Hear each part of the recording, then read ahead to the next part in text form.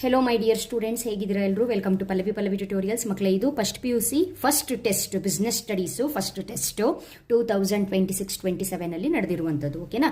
So ಈ ವೀಕೆ ಎಲ್ರಿಗೂ ಕೂಡ ಟೆಸ್ಟ್ ನಡೀತಾ ಇರೋದ್ರಿಂದ ಒಂದು ರೆಫರೆನ್ಸ್ಗೆ ಆಗುತ್ತೆ ಅಂತ ಈ ಒಂದು ಕ್ವಶನ್ ಪೇಪರ್ನ ಅಪ್ಲೋಡ್ ಮಾಡ್ತಾ ಇದ್ದೀನಿ. ಇದೇ ಕ್ವಶನ್ ಪೇಪರ್ ಬರುತ್ತೆ ಅಂತ ಓದ್ಕೊಂಡು ಹೋಗೋದಲ್ಲ, ಟೆಸ್ಟಿನ ಪ್ಯಾಟ್ರನ್ ಹೇಗಿರುತ್ತೆ ಅಥವಾ ಯಾವ ರೀತಿಯಾಗಿ ಟೆಸ್ಟಲ್ಲಿ ಕ್ವಶನ್ಸ್ಗಳು ಬರುತ್ತೆ ಅನ್ನೋದಕ್ಕೆ ನಿಮಗೊಂದು ರೆಫರೆನ್ಸ್ ಇರಲಿ ಅನ್ನೋ ಕಾರಣಕ್ಕೆ ಈ ಒಂದು ವಿಡಿಯೋನ ಅಪ್ಲೋಡ್ ಮಾಡ್ತಾ ಇರುವಂಥದ್ದು. ಈ ಒಂದು ಕ್ವಶನ್ ಪೇಪರ್ನ ಕರೆಕ್ಟಾಗಿ ಗಮನಿಸಿ. ಇದರಲ್ಲಿರುವಂತಹ ಪ್ರಶ್ನೆಗಳ ರೀತಿನೇ, ಕ್ವಶನ್ಸ್ ರೀತಿನೇ ನಿಮಗೆ ಎಕ್ಸಾಮಲ್ಲಿ ಕ್ವಶನ್ಸನ್ನು ಕೇಳ್ತಾರೆ. ಅದರಲ್ಲೂ ಕೂಡ 4 ಮಾರ್ಕ್ಸು 8 ಮಾರ್ಕ್ಸು ಈ ಪೇಪರಲ್ಲಿರೋದು ಕೂಡ ಇಂಪಾರ್ಟೆಂಟೇ ಆಗಿರುತ್ತೆ. ಅದು ಆ ಕ್ವಶನ್ಸ್ ಯಾವ ಚಾಪ್ಟ್ರಲ್ಲಿ ಬಂದಿದೆಯೋ ಅದು ಆ ಚಾಪ್ಟ್ರಲ್ಲಿ ಬರುವಂತಹ ಎಕ್ಸ್ಟ್ರಾ ಕ್ವಶನ್ಸ್ಗಳನ್ನ ನೀವು ನೋಡ್ಕೊಳ್ಬೇಕು. So business studies paper, test paper ಹೇಗಿರುತ್ತೆ ಅನ್ನೋದಕ್ಕೆ ಫಸ್ಟು MCQ ಕ್ವಶನ್ಸ್ ಇದೆ 3, next fill in the blanks 3 ಹಾಕಿದ್ದಾರೆ, ಮ್ಯಾಚ್ ದ ಫಾಲೋಯಿಂಗ್ ಕ್ವಶನ್ಸ್ ಇದೆ. 1 ಮಾರ್ಕಿನ ಕ್ವಶನ್ಸು, ನಾನೆಲ್ಲ ಆನ್ಸರ್ನ ಬರೆದಿದ್ದೀನಿ, ಪಾಸ್ ಮಾಡಿ ಬರ್ಕೊಳ್ಳಿ. ನೆಕ್ಸ್ಟು 2 ಮಾರ್ಕ್ಸಿನ ಕ್ವಶನ್ಸು ಪಾರ್ಟ್ B ಅಲ್ಲಿ, next 4 marks 8 marks. Business studies ಅಂತ ಬಂದಾಗ 8 ಮಾರ್ಕ್ಸಿಗೆ ಇಂಪಾರ್ಟೆಂಟ್ ಟಾಪಿಕ್ ಯಾವ್ದು ಗೊತ್ತಿರಬೇಕು. ಕ್ವಶನ್ ನಂಬರ್ 20ಯಲ್ಲಿ what is business, explain its characteristics ಕೇಳಿದ್ದಾರೆ.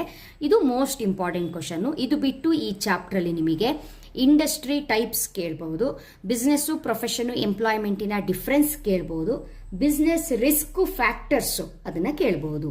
ಸೆಕೆಂಡ್ ಚಾಪ್ಟ್ರಿಗೆ ಬಂದರೆ ಇಲ್ಲಿ merits and limitations of joint stock company ಕೇಳಿದ್ದಾರೆ. ಸೆಕೆಂಡ್ ಚಾಪ್ಟರ್ ಅಂತ ಬಂದಾಗ first important sole trading concern, features, merits, demerits ನೋಡ್ಕೊಳ್ಬೇಕು.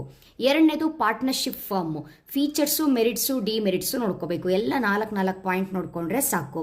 Next joint stock company, features, merits, demerits ನೋಡ್ಕೊಳ್ಬೇಕು. ಆಮೇಲೆ HUF, ಕೋಆಪರೇಟಿವ್ ಸೊಸೈಟಿ. ಇಷ್ಟನ್ನ ನೋಡಿಕೊಂಡ್ರೆ ನಿಮಗೆ 8 ಮಾರ್ಕ್ಸು ಫಿಕ್ಸು.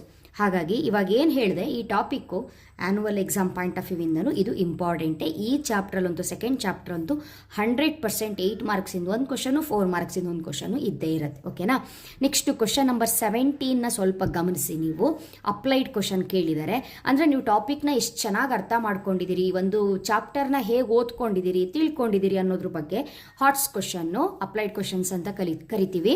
ಇಲ್ಲಿ ಅವರು ಸೋಲ್ ಪ್ರೊಪ್ರೈಟರ್ಶಿಪ್ಪಿಗೆ ಎಷ್ಟು ಮೆಂಬರ್ಸ್ ಬೇಕು ಕೇಳಿದ್ದಾರೆ. 1, ಪಬ್ಲಿಕ್ ಕಂಪನಿಗೆ 7 ಬೇಕು, ಕೋಆಪರೇಟಿವ್ ಸೊಸೈಟಿಗೆ 10 ಬೇಕು, ಪಾರ್ಟ್ನರ್ಶಿಪ್ ಫಾರ್ಮ್ನ ಬಿಲ್ಡ್ ಮಾಡಬೇಕು ಅಂತ ಹೇಳಿದ್ರೆ 2 ಮೆಂಬರ್ಸ್ ಇರಲೇಬೇಕು. ಸೊ ಇಷ್ಟು ಆನ್ಸರ್ ಬರೆದ್ರೆ ಸಾಕು, 4 ಮಾರ್ಕ್ಸು ನಿಮಗೆ ಸಿಗುತ್ತೆ. ಇದಕ್ಕೆ ಎಕ್ಸ್ಪ್ಲನೇಷನ್ ಅವಶ್ಯಕತೆ ಇಲ್ಲ. ಓಕೆನಾ? ಸೊ ಈ ರೀತಿ ಕ್ವಶನ್ಸು ನಿಮಗೆ ಸೆಕೆಂಡ್ ಇಯರಲ್ಲೂ ಕೂಡ ಕೇಳ್ತಾರೆ. ಹಾಗಾಗಿ ಇವಾಗಲಿಂದನೇ ಪ್ರಾಕ್ಟೀಸ್ ಮಾಡ್ಕೊಳ್ಬೇಕು. ಇದಿಷ್ಟು ಫಸ್ಟ್ PUC ಬಿಸ್ನೆಸ್ ಸ್ಟಡೀಸಿಗೆ ಸಂಬಂಧಪಟ್ಟಿರುವಂತಹ ಇನ್ಫಾರ್ಮೇಷನ್. ಇದೇ ರೀತಿ ಇಂಪಾರ್ಟೆಂಟ್ ಇನ್ಫಾರ್ಮೇಷನ್ಗೆ